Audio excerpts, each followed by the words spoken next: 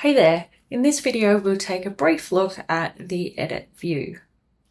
I'm just on my home page at the moment. To find my program, I'm going to head to Program Admin, and the program we'll look at today is Marketing Analytics. Because I'm a coordinator on this program, it's opened in Edit View already, but you can also see along the top we've got the Learner view and also the Deliver view, which is what your program team will see. In the Edit view, you can see we've got the program overview and settings. We've got some additional administrative tabs like your post and announcements, objectives, gradebook settings, and so on. And then we head down into our program content. There's another video where you can learn about each of the program settings. So in here, we'll just talk mainly about the navigation. In Edit View, you can see down the side, I've got each of the pages of my course. If I'd like to add any additional pages, I can just do that here by adding a page or divider. And how these look in the Learner view is they just show underneath the top of sort of administrative tabs. So this course consists of an analytics challenge, an intro, 3 topics, and then they head into a face-to-face course, as well as a little advanced section. Down the bottom of the Learner tab, they've also got their resources. Heading back to the Edit tab. Now we'll go into one of these pages. On the page, there's space to provide a banner if you'd like to, your title, page description, and then under that we've got our sections. So this page only has one section called Analytics Challenge, which is made up of a number of different objects. And then we've got space for some optional resources at the bottom. Let's have a look at adding a section. You have the option here to choose from self-paced section or self-paced section with due date. Let's just do a normal self-paced section for now. We're going to call this one Marketing Basics. And as you can see, I've just got an empty section there now. You can see that it's a self-paced section, and I can also see that it's locked until manually set to available.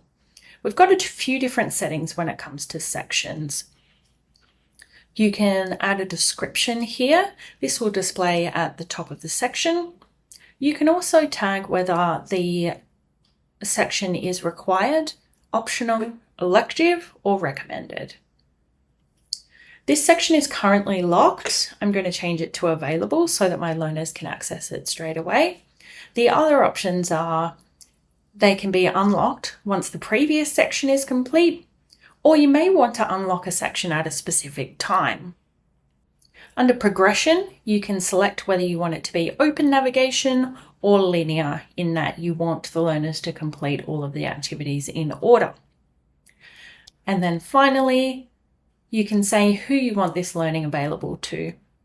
And this could be all learners in the program, or you can apply an adaptive filter and make that learning only available to certain users based on their attributes. I'm going to make mine available to all learners in the program. Next, let's add a session. There's a few different types of sessions. We've got virtual sessions, in-person sessions, hybrid sessions where some people are joining virtual and others are joining in person. And then we've got group sessions, which are available to specific groups in your program, which is a virtual session. I'm going to give my session a title, call it Webinar 1, include the date, time, and duration. And then I'm going to add an edit. I can include a short description about my session. Then we've got an option for including a video recording. If I'm going to be recording my session, I can include the YouTube, Vimeo, or MP4 setting.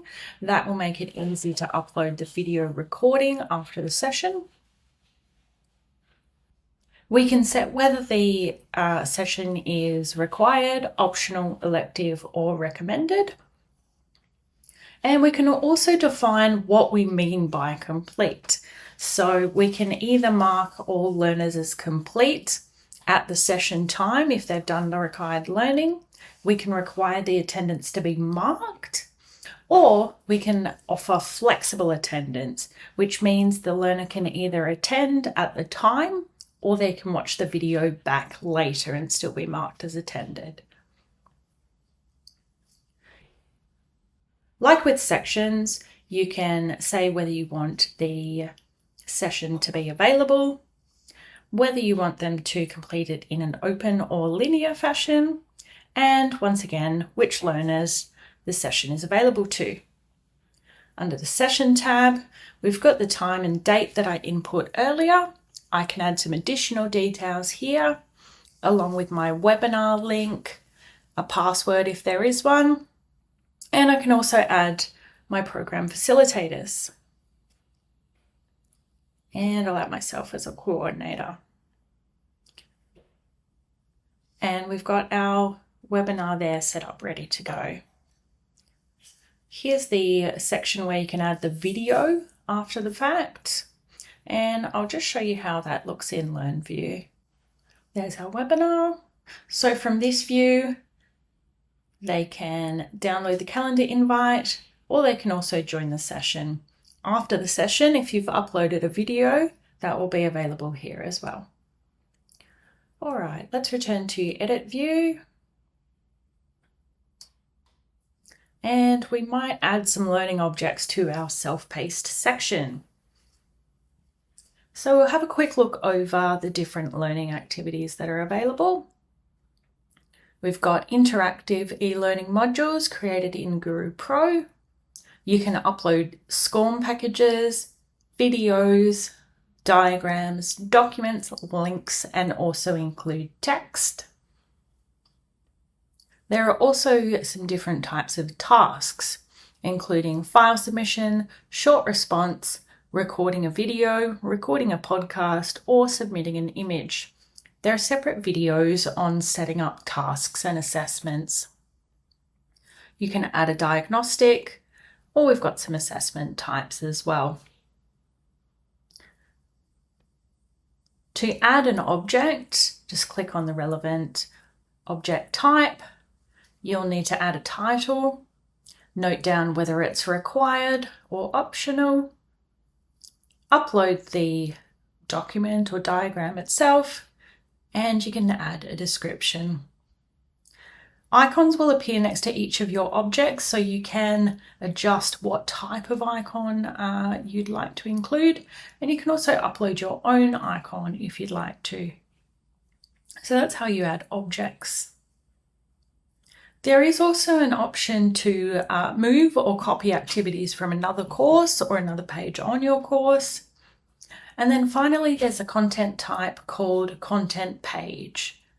This is a page within a section, so they'll click into an additional page where there's some more content. This can be really helpful if you have quite a wordy program. Maybe you have some text, for example, maybe it's optional or just recommended. You might want to move that out into a content page so that your main page doesn't look so overwhelming. That's a brief overview of the edit view in Guroo Academy.